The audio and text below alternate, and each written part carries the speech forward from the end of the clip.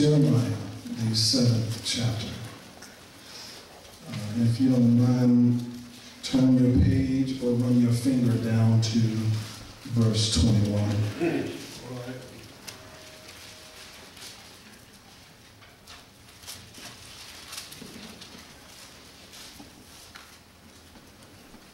When we are all on one accord, let us say amen. Amen. I'll be reading from the Standard King James Version this morning.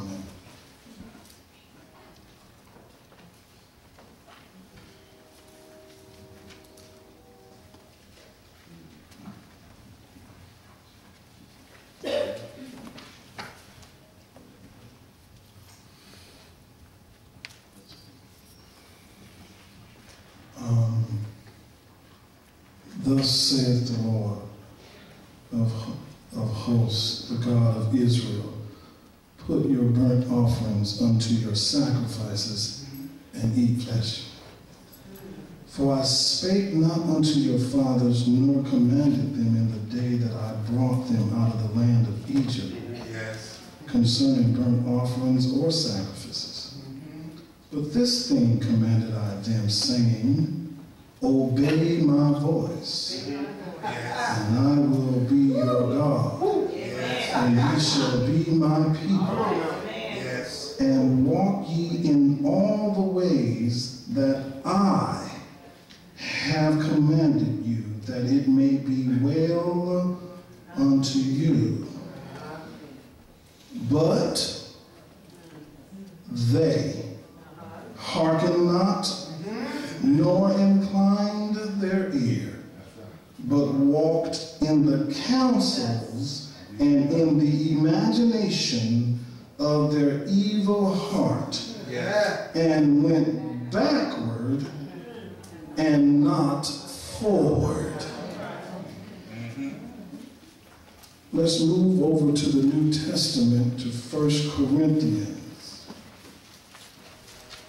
chapter 4, verse 5.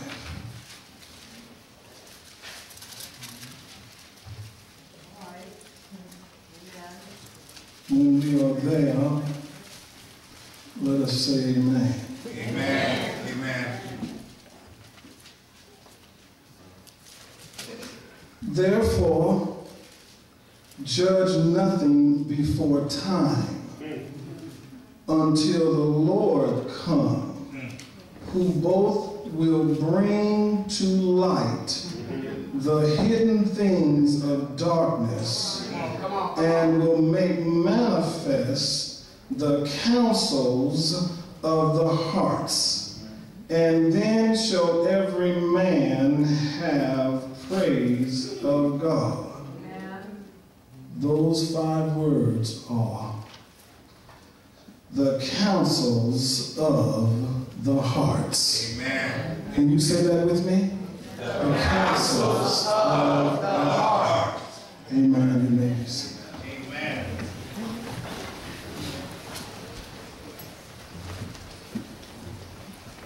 I went to work this week for the first time since the 18th of October.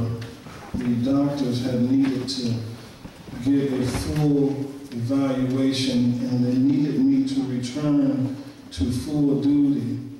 And I can tell you this, that, you know, we take things for granted sometimes. And not only that, Reverend Davis, we don't always appreciate, if I could say that, the trials of a job. Amen.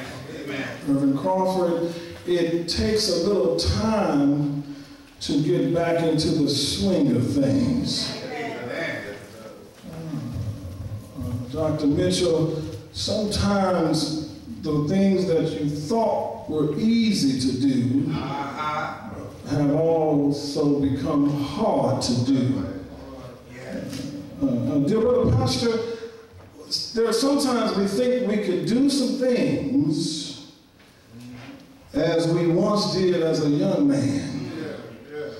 But when we have seasoned in our veins, it gets a little harder. Reverend Wooten, I thought that I could go back and be just as effective as I was before the accident. But dear Brother Deacons, what happened was, as I found out that on that side everything was rosy. Dear mothers, I found out when I crossed on the other side of the accident, my body wasn't as strong as it once was. Sister Deaconesses, I thought that I could get it done.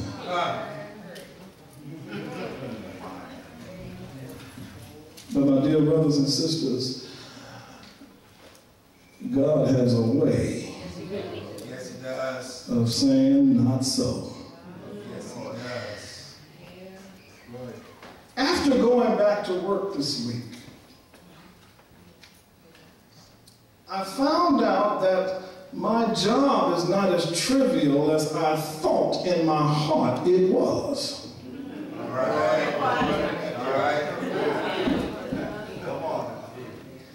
See, I would have conversations within my heart. This ain't nothing. I can handle this. And I found out this week that the counseling and the advice that I was giving myself was not true. I found out that the discussion that I was having with myself as you boarded and deboarded telling you, will you please just sit down and get out of my face,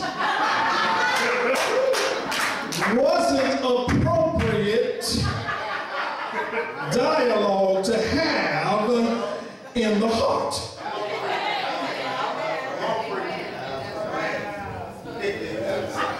Yes, sir. Because when the week was over with, I found out that it takes a certain amount of strength to do even the least of things sometimes. That's right. That's right.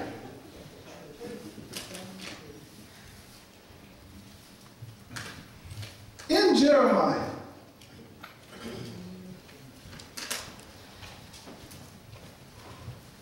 folks were still trying to sacrifice animals and things of that nature. Now, I'm going to tell you right quick in a hurry that I like to talk in the manner that Jesus did. All right. Jesus knew the word. Well, he is the word. He knew the word, and so when he talked to the people, you wouldn't find Jesus bringing the scrolls out to the people. You wouldn't find Jesus telling them to turn to here or there. But what he did is he allowed the word that he knew to come out in such a way that they could understand. So with me, you may not get the Greek word. You may not get the history, as Reverend Davis can so rightly give you. But the reason that I like what Jesus does is because no matter where you go, young, old, or in between, everybody could understand when it